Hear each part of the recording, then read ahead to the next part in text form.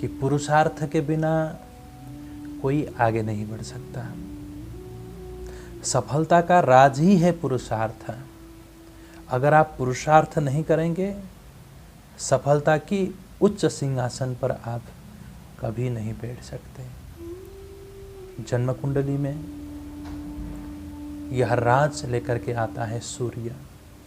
अगर आपका सूर्य बहुत अच्छा हो, पाप ग्रहों से युति न हो, तो सूर्य आपको ये प्रसाद देता है, आत्मशक्ति के साथ साथ आत्मविश्वास। चंद्रमा मन का कारक होता है और सबसे पहले जो भावनाएं आती है वो मन में, भाव मन में आता है। लेकिन उस आए हुए भाव को निर्णय करे वो कौन है? वो बुद्धि है। बुद्धि भी यानी कि बुध भी बहुत अच्छा होना चाहिए। ज्योतिषीय दृष्टिकोण से अगर देखते हैं तो अब जिसका सूर्य नीच का हो वो कभी भी टाइम से उठेगा नहीं। जिसका सूर्य शत्रुओं से घिरा हुआ हो वो व्यक्ति कभी भी नियम का पक्का नहीं हो सकता। लेकिन उसी सूर्य को अच्छा बनाना है तो नियम के पक्के हो जाइए,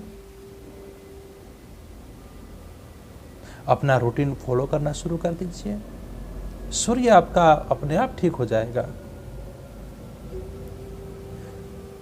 क्या गारंटी है कि जब तब से ही सूर्य मजबूत होता है?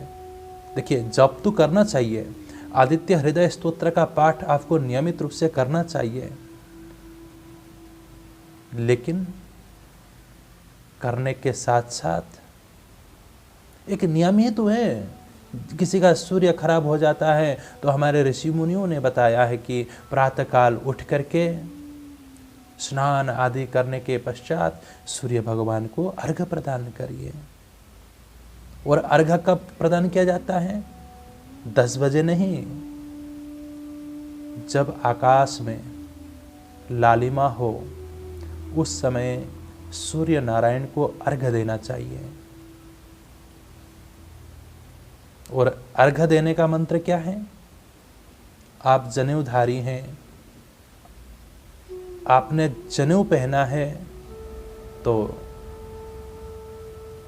गायत्री मंत्र उच्चारण करके आप सूर्य भगवान को अर्घ्य दे सकते हैं। आपके पास जनेऊ नहीं है तो ओम ब्रह्म स्वरूपिणे श्री सूर्य नारायणाय नमः 3 बार दीजिए। मुद्रा ये होनी चाहिए। आपके पास जो पात्र है बस 3 बार सूर्य भगवान को जल देना चाहिए।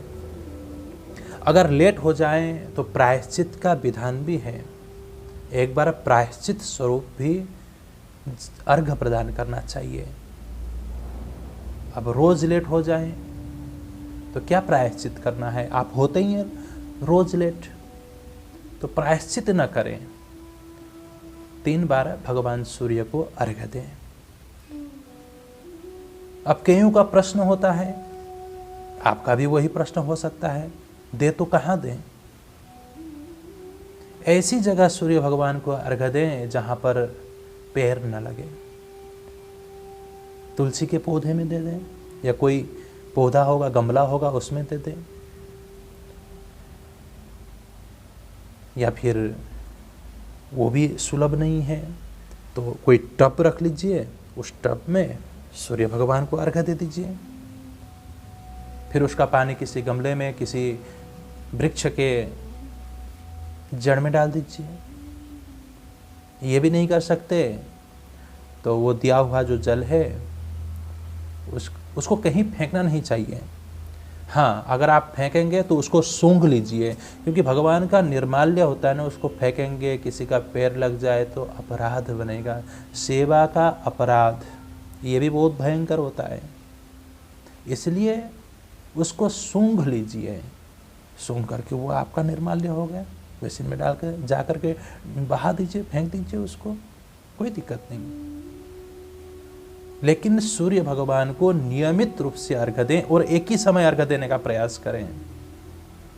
अब आज दे दिया 7 बजे तो कल दे दिए आपने 9 बजे, ऐसा नहीं होना चाहिए।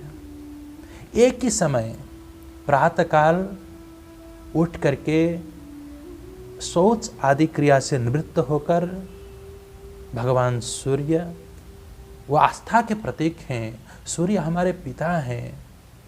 सूर्य को जो नियमित रूप से जल देता है उसके पितृगण प्रसन्न होते हैं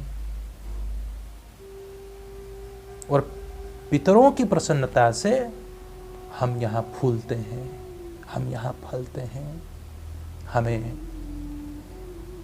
यहाँ पर सुख मिलता है। किसको नहीं है सुख की कामना? प्रत्येक व्यक्ति को सुख की कामना है। कामना मात्र नहीं करता, वो सुख की प्राप्ति के लिए अथक दिन रात मेहनत भी करता है।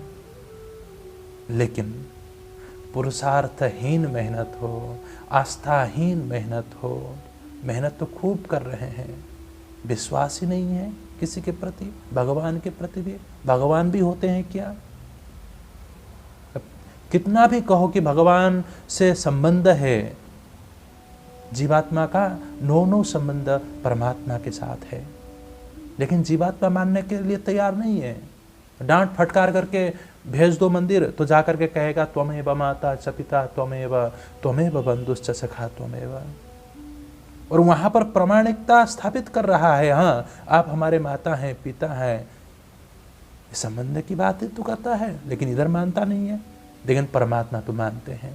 चाहे हम पिता के फटकार से घर छोड़ करके भाग जाएं, किसी धर्मशाला में रुक जाए, जब पिता को पता चल जाता है कि मेरा बेटा अमुक धर्मशाला में है, तो वहाँ पर पिता जा करके अपने मैनेजर से बातें करते हैं, फिर कहते हैं कि बेटा कुछ नाराज़ होकर के आया है, इसकी देख रेख करना है, इसकी व्यवस्था कर दीजिएगा और पता ना चले कि मैंने आपको ये कहा है। तो 2-4 दिन में ठीक हो जाएगा, सोई वापस आ जाएगा घर। व्यवस्था तो पिता कर रहे हैं। उसी प्रकार हम नाराज होकर के परमात्मा कहते हैं कि मानो हम तुम्हारे पिता हैं, बार बार अवतार लेकर के कहते हैं कि मानो हमें, पिता हैं हम तुम्हारे, लेकिन कहते कि नहीं, मैं आपको नहीं मानूंगा। और किसको मानोगे? स्वयं को मानूंगा। मैं ही हूँ, मेरा ही हूँ, मैं आपका नहीं हो सकता, इसलिए नहीं मानूंगा। फिर हम भटक जाते हैं 84 लाख योनियों में, लेकिन जहाँ जिस योनि में हमें शरीर प्राप्त होता है वहाँ पर भगवान ये प्रबंधन करते हैं। हमारे वो पिता हैं, हमारे वो प्रभु हैं, हमारी सब व्यवस्था परमात्मा करते हैं।